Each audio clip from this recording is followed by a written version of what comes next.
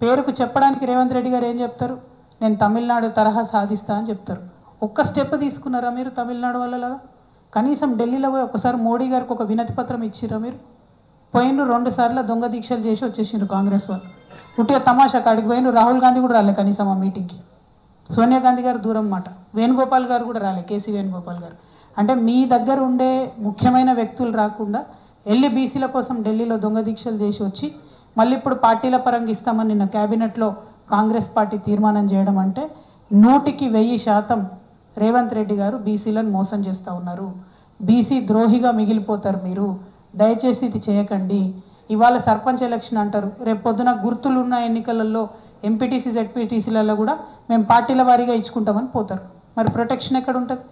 పార్టీల వారీగా ఇచ్చేది ఉంటే మీరు కొత్తగా ఇచ్చేది ఏంది? బీఆర్ఎస్ పార్టీ పుట్టినప్పటి నుంచి 51% ఇచ్చుకుంటూ వచ్చింది బీసీలకు. But that doesn't change elected positions. Elected పొజిషన్స్లో బీసీలు రావాలంటే ఖచ్చితంగా రాజ్యాంగ రక్షణ ఉండాలి. దానికోసం ముఖ్యమంత్రి గారు ప్రయత్నం చేయాలి. ఈ సర్పంచ్ ఎన్నికలు పెట్టడం అన్నది కరెక్ట్ కాదు. ఇది బీసీ సమాజానికి కాంగ్రెస్ పార్టీ చేస్తున్న ద్రోహంగా చరిత్రలో నిలిచిపోతుందని కూడా నేను ఈ సందర్భంగా తెలియజేస్తా ఉన్నా.